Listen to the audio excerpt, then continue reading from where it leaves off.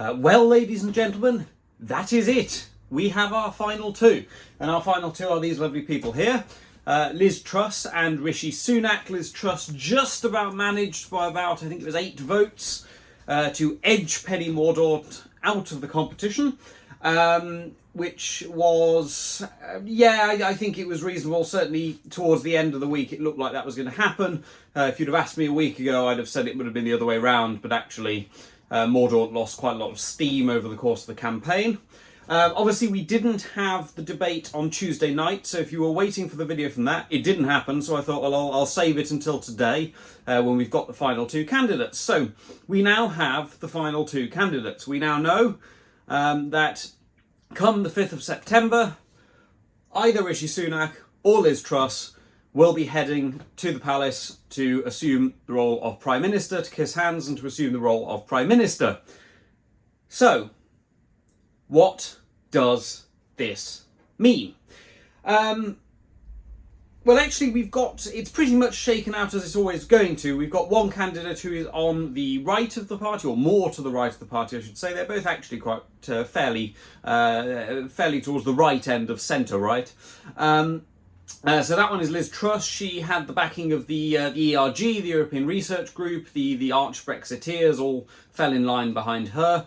And then we've got Rishi Sunak, who somewhat bizarrely has ended up being the slightly more centrist candidate here.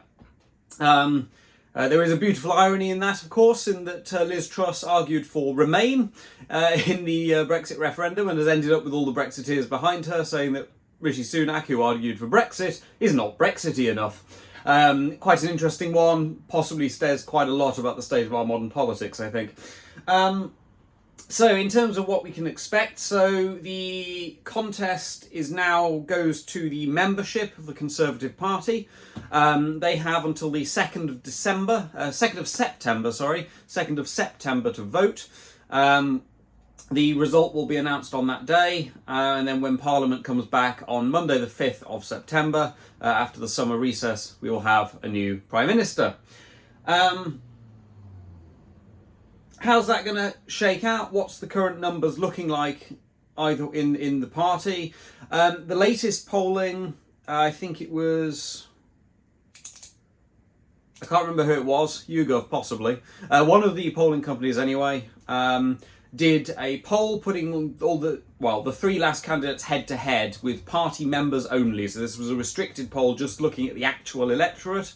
In that poll, Liz Truss comes out on top. She comes out with the membership as being not insignificantly more popular than Rishi Sunak, actually to the point of she's about 20 percentage points higher than Rishi Sunak in that poll.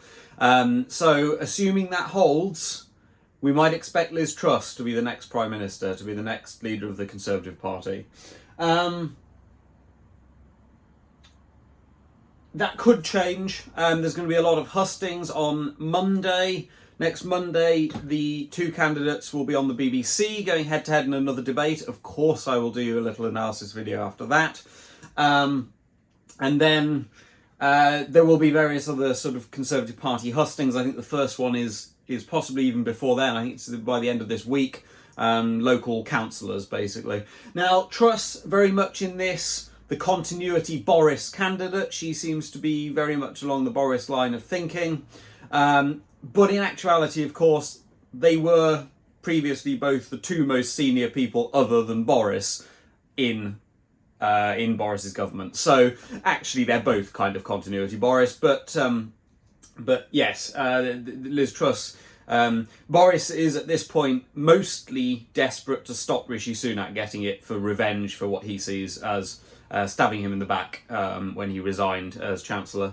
So Boris is mostly all his goals are going to go, and in fact he made his final address in PMQs today, and he made a slightly, albeit not very well veiled assault upon Rishi Sunak there, where he criticised the Treasury for stopping big projects and things, which has been one of the bones of contention there. In terms of electorally, more generally on the political sphere, what does it mean? If Liz Truss wins, Labour are laughing. If Liz Truss wins, I don't want to say it because I don't want to doom them beforehand. Labour should have quite an easy run at the next election. Liz Truss is a political disaster area. She is simultaneously Theresa May robotic, as we saw in the first debate. She is also a total gaffe machine, a meme machine, or a meme machine if you prefer. You will all be familiar. Most people's leading familiarity with Liz Truss is her standing up and talking about cheese, and then this was at the Conservative Party conference. If you've not seen the video, it is not difficult to find. Just put in Liz Truss pork markets. It's when she merrily goes, yes, I'm going off to Beijing to open some pork markets. And then there's just dead silence from a room of, let's remember, Conservative Party conference. Her Conservative colleagues was not the applause line she'd hoped for. She is a gaffe machine. She is... I'm not going to say she's stupid, but she is not certainly the brightest bulb in the shed.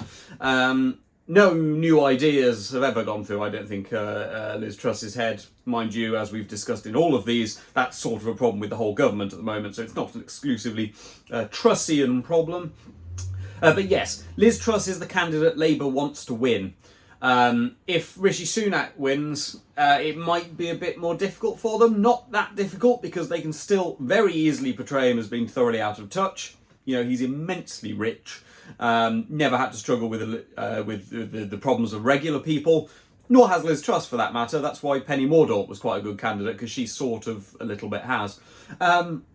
So yes, that is the status. She's the one Labour want to win. She is probably most likely to win, I would say, but I still reckon Rishi might have a few more surprises in him yet. I think when she's been actively exposed to the public a bit, it might be a bit less, a bit more difficult for people to vote for in the sort of numbers she'll need.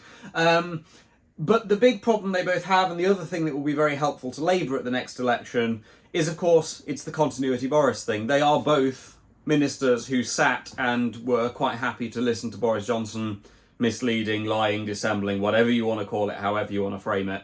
And they were happy to let him break the law. Rishi Sunak also got fined in Partygate. That will no doubt come up. So, you know, are we replacing one prime ministerial lawbreaker with another? Are we going to have two? Are we going to go for the first time in history not only having one prime minister who broke the law while he was in office, but another one who broke the law whilst he was Chancellor of the Exchequer and is then Prime Minister? We don't know at this point. So yeah, keep an eye on the polling. I will sort of leave it there. There's not much else I can really say at this point.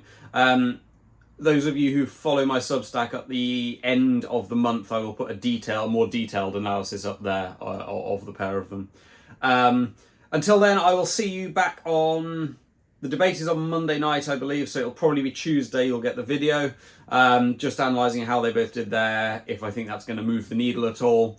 So yes, so I can't declare all change because they've gone for literally the two candidates who are least change. There's going to be a lot of people, and we had a lot when the result was announced. The journalists were full of being texted by various Tory MPs saying, right, okay, well, that's it, we've lost the next election.